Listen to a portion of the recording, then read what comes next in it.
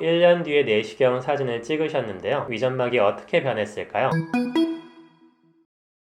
안녕하세요. 김상태 원장입니다. 오늘은 장상피화생 특집 2탄 장상피화생된 위점막 어디까지 좋아질까에 관한 영상입니다. 저는 임상을 하면서 장상피화생 환자를 치료할 기회가 굉장히 많았는데요. 저는 오늘 이것이 치료할 수 있는 질환이다, 호전이 되는 질환이다, 그것을 확인시켜 드리려고 이 영상을 찍게 되었습니다. 제가 지난 영상에서 장상피화생을 혼자 관리하시다가 짧은 기간 동안 많이 악화되셨던 환자의 내시경 사진을 보여드렸죠. 그래서 그분이 저에게 치료를 받으러 오셨고, 치료를 받기 시작한 뒤 1년 뒤에 다시 내시경 사진을 찍으셨습니다. 오늘은 그 환자분의 위장 점막이 어느 정도까지 좋아졌는지를 보여드리겠습니다. 지난 영상을 못 보신 분이 있으실 수 있어서 간략하게 다시 설명을 드리면, 이 환자분은 장상피화생 진단을 받으신 50대 후반 환자분이시고, 가지고 계셨던 소화기 증상으로는 복부에 미약한 쓰림, 열감, 구강 건조감, 목 이물감 등이 있으셨어요.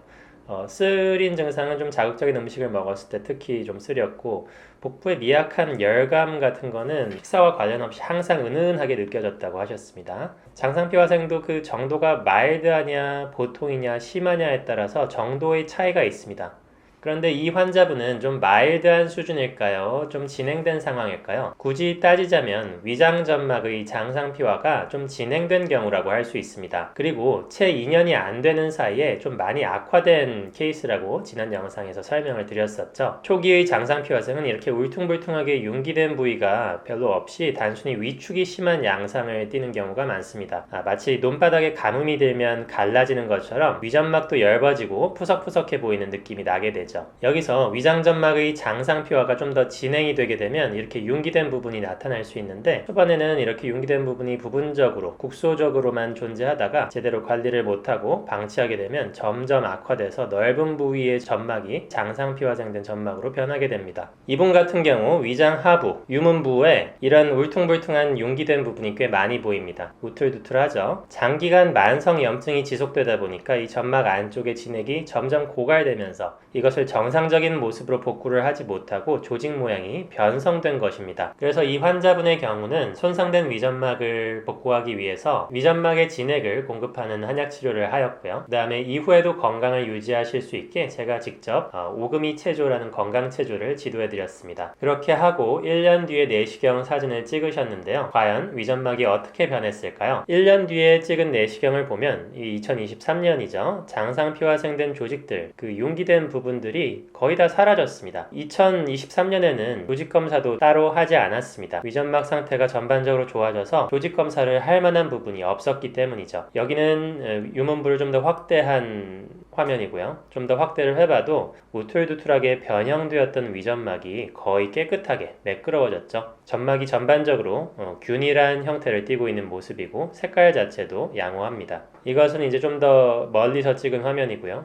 전반적으로 위점막의 상태가 모두 개선이 되었습니다. 부분적으로 아주 약간 이렇게 울퉁불퉁한 부분이 남아있기는 하지만, 이 정도면은 거의 2분의 연령대 50대이신데 50대 평균과 비교해서도 괜찮은 편에 속합니다. 이게 사실 피부 관리하고도 비슷해요. 그 보습을 통해서 우리 피부의 장벽을 형성해서 피부의 수분 손실을 막아주면 피부의 노화가 더뎌지고, 또 이미 쭈글쭈글해지고 거칠어진 피부가 탄성을 되찾기도 하잖아요. 위점막도 마찬가지입니다. 그리고 또 중요한 변화가 있었는데요. 이 환자분이 저와 같이 몇 달을 치료하는 과정에서 속쓰림, 복부의 열감, 모기물감 이런 증상이 굉장히 개선이 되었어요. 그래서 속 쓰릴 때마다 드시던 약도 더 이상 안 드셔도 되게 됐고 했는데, 더 중요한 변화가 있었습니다. 그게 뭐냐면, 이분이 하시는 말씀이 이제는 속 쓰림도 없지만 도저히 예전처럼은 못 먹겠다. 예전에 먹던 음식들이 나는 당시에 몰랐었는데 굉장히 짜고 자극적이었다는 것을 이제는 알겠다. 당시에는 이제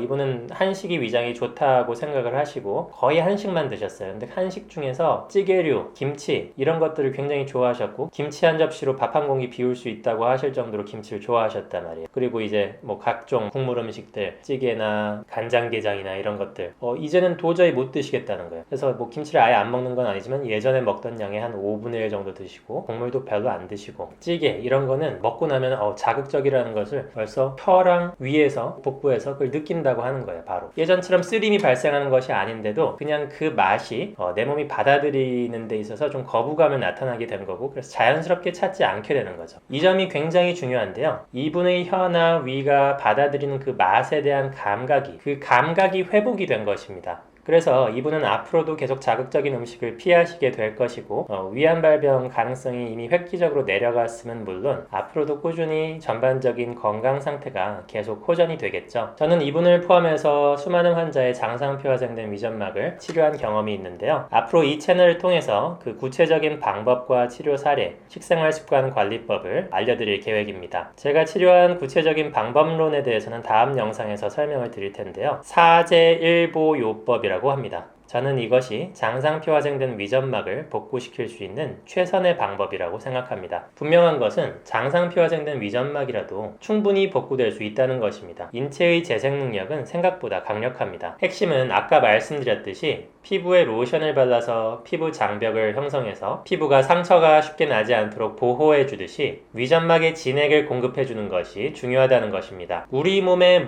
진액은 만성 염증을 복구하는 데 있어서 굉장히 중요한 역할을 합니다. 염증이 더 이상 진행되지 않게 냉각수 역할을 해주고, 손상된 조직을 복구하는 재료들을 담고 있는 그런 저수지 역할도 합니다. 한의학적 치료가 이런 진액 보충에 있어서 탁월한 장점을 가지고 있기 때문에 그동안 제가 치료하고 관리해드렸던 환자분들의 위장점막이 많이 호전된 것이라고 생각합니다.